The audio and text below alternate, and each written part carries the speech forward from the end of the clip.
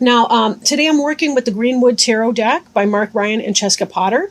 And I'm also kind of wrapping it up with an angel tarot card that I'm selecting from Doreen Virtue and Radley Valentine to kind of give you some advice or words of encouragement going through, the next couple weeks or so. Okay. The card on the bottom of the deck is the Guardian. And the Guardian's an interesting figure. The Guardian is kind of the cave bear, or the remains of a cave bear, who stands at the cave of memories and our past. And he kind of guards that.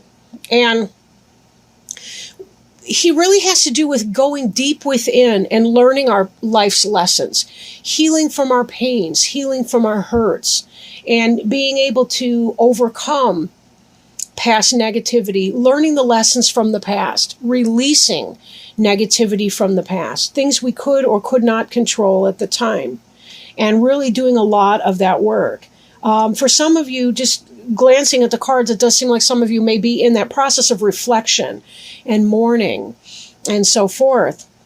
I know that the Aquarius is the opposite sign of Leo, and Pisces is the opposite of Virgo. So you're kind of at your half year right now, as we are in Virgo right now. So for some of you, it may be that you're doing that kind of reflection piece. You're sort of at the center point of your personal wheel of the year and trying to figure out what you're going to do for the remainder. We're also in that harvest cycle right now. And as we are going into the dead of winter, there will be even greater reflection, most likely for you. Most of us, when we approach our birthday, we're looking at the reflection of our previous year and taking away the lessons from that so that we can set our intentions for our brand new year to start. So some of you may have begun that reflection a little bit early. And that's very natural for you at this half point on your wheel. Covering you is this celebration energy. Four of Wands is wonderful. In some decks, it represents a wedding, but it can simply be that we've got a lot of harvest festivals going on, a lot of summertime fun, friends getting together, going out on the boat, corn and strawberry festival's way over. Cherry season, is passing behind us. We've got a lot of corn and tomatoes ripening right now, and fresh fruits and vegetables, all kinds of greenery. So this really is a wonderful time of year for that. Crossing you right now, in spite of the Guardian and in our sometimes we have fears of looking within, is this breath of life. There's a part of you that really does feel invigorated and rejoicing, and you're full of intent and purpose. Ace of Arrows is about air, right? It's the element of air, so it does have to do with intellectual things, communications, thoughts, success and victory in things, but breathing new life in a project. Maybe there's something that you put down, like a book that you were working on, or some sort of a project in some way, and that you're going to feel that resurgence, maybe get some new ideas and come back to that project. Or maybe you're going to begin a new project, but that's part of that. Sometimes people get that kind of inspiration this time of year because they're already thinking about, over the winter, they're crocheting and knitting the family a bunch of things, or whatever that is that you do, that's your personal interest. But definitely, you've kind of had that, you're kind of getting a little spring in your step, I would say, with some things, in spite of the reflection. Behind you, I'm kind of going a little bit out of sequence right now, is the Seven of Cups, the Morning card. In some decks, the Seven of Cups is about choices. But let's not forget that when we do make a choice between a bunch of different things, it means that we have to let go of the 6 other cups that we cannot accept at this time. So there is a sense of loss that comes from that. Not necessarily even a big, huge sense of loss. But then again, for those of you that have been in this Guardian energy and been really reflecting on past relationships, family members, friends, ex-lovers, what have you, letting go can be very, very difficult. Mourning can also be that sense of a harvest in a way, right? We have our own personal type of harvest. But this is, you're coming out of that phase and you're really feeling the breath of life now. And remember, life is given so much more context and meaning and purpose because things die, and we have that awareness of that. So some of you may have suffered a loss of a family member, a friend, somebody that you're close to, or a phase of life, or a relationship, or something along those lines. And that may be what that card is reflecting.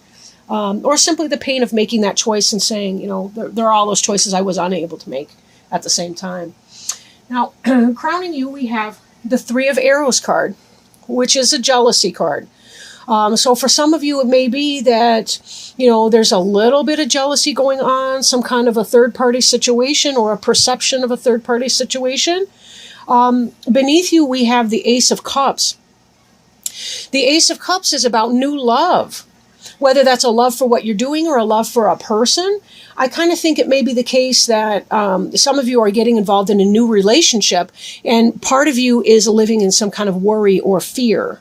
So be mindful of that. How much of that is real and how much of that is not, right? You do want to be very, very careful. Third-party situations, not fun. But in that position, it could be what's on your mind. It doesn't necessarily have to be what is, in fact, going to happen. We kind of need to let the plot out a little bit more. We may have more clarification in the mid-month reading that I do later, too. Hard to say. But it does look like, along with this breath of life, you may have met somebody who's, is a breath of fresh air for you, and that you're feeling some kind of love and so on. And Pisces can be a very, very romantic suit. Being water signs yourself, you tend to be very in touch with your emotions and good with that. You are leaving something from your past behind you, but there is that element of jealousy that could be there. So be very, very careful. Be careful that you're investing wisely into this person or persons or what have you. This Two of Wands in your future has to do with making a decision, right? You're looking out, you're surveying the situation, and you have to make some kind of a decision. I think for some of you, it's a head and heart decision. Your hesitation may have to do with, is this player energy right here? What's that all about? If this is player energy, do I really want to get involved with that, even though I like how he or she makes me feel? Is that enough? Is that what I really want right now? Some of you may have met a person at a festival or through friends, celebrating around the bonfire, at the beer garden, at, whatever kind of event was going on. And you're in a place where you're ready to fall in love and so on. And, is that in your best interest right now to do? Not really all that sure. Not really sure. I kind of want to stop by the King of Stones right now. King of Stones would be the earth element. That would be your Taurus, Virgo, or Capricorn, potentially. Although I don't generally read reverse in this particular deck, the book isn't even set up to discuss it. In the reverse position, though, it did come out that way. I put it down upright. But I think for some of you, it could be this King of Stones might be the kind of a player energy in your environment. So again, be very careful here. Your jealousy that you might be feeling up here could in fact be intuition warning you off of something. Now, it's difficult to tell really, but we have a final outcome card that I'll get to in a little bit here that makes me kind of concerned that some of you might be having a summer fling, and that's okay if you know how to contextualize it. However, now in the upright, this King of Stones person, this Taurus, Virgo, Capricorn, potentially, or somebody in that energy, could actually be good, solid sound energy. There's a lot of movement in that, however, being a horse. So it has to do with solid. It has to do with work and travel and communication and, all these kinds of benefits and so forth. But I think for some of you, it may bring some heartache with it. And this is going to be the crux of your decision making is, can I take it as it is, or do I need to clear the way for a more steady type relationship to come in? Now, the card representing you also wanted to come out in the reverse. It's the Page of Cups, which is not surprising whatsoever, in that Cups being a water sign, that's a Cancer, Scorpio, or Pisces, such as yourself. The kingfisher is a very beautiful bird. They are a deep diver. They dive down for fish and so on in the water. And you'll notice that right here, the kingfisher has in his bill, or her bill, has a a fish in the cup. So this is a solid offer. I feel like you are making a solid offer in a relationship, a beginning, a brand new beginning in love. But I think that with our horse reversed here, that you may be peddling your fish in the wrong market, I guess, to complete the metaphor. Some of you may be engaged in somebody who's not going to be solid for you. And that's a little bit worrisome. Hopes and fears. You have your Page of Wands here, represented by the Stoat. On the one hand, this could be positive. The Wands could be a fire sign, right? Aries, Leo, Sagittarius. A new beginning, a communication of an action that is coming in. The potential for a new family. You see there's a baby, stoat. Stoat is related to weasel, however. So I think some of you may be fearing some weaselly energy from somebody, like some manipulation, some shifty type thoughts and behaviors. And I question if that's the case, that maybe your jealousy or your third party, the thought that a third party is on your mind could be intuition that's coming into bear here. Your final outcome card here is Six of Stones. And the Six of Stones in this deck is exploitation, right? That has to do with someone taking advantage of you. And I think that may be what you're kind of fearing, is that you're feeling all kinds of way. You've got the Ace of Arrows, you've got the breath of life and the waters of life coming on, right? You're feeling all of this beauty in relationship here. You're this Kingfisher person, right? But the Kingfisher is actually, there's a story behind the Kingfisher that has to do with doomed love. And the person fell in love with some god's daughter, and then he was turned into a Kingfisher kind of as a punishment. And remained true. This was a true love person. But here you have this exploitation in your final. I almost feel like it's a party for one, in a sense. And, I don't mean to be a bummer or something like that with that. But some of you need to be very, very careful, right? You've been through this before. That's why this guardian at the cave is there and present. And I have to point out that the ancestor that's right underneath the guardian at the bottom of the deck is suggesting that you have been through all of this before. I think this person may be a karmic lesson for you. And how you decide what your decision winds up to be has everything to do with whether or not that Six of Stones exploitation is going to come to pass. Because note that anything that says it's in your future does not have to come to pass. It really does depend on you. Now, if you want to step back from that and say, no, that's okay, we're not in a monogamous relationship or whatever, then that's on you. If you feel that you can do that and not get hurt, that's on you. But know yourself, because that is a very, a lot of people that I've met have fooled themselves into believing that it's not going to bother them, that person's playing with other people at the same time. And know who you are if you want to get into that, friends with benefits situation, because people do get hurt that way and they put themselves through a lot of grief. But this to me says you've been through some of this before. You're already spotting the signs. I think that's why that Three of Arrows jealousy card is up. And so just be mindful of that. I don't think that this would be coming up if you were one of those that was okay with just having a casual fling with somebody, a friend with benefits with somebody that was playing around with other people. So whatever it is that you choose to do, be very, very careful that you're being respectful of yourself and your own needs.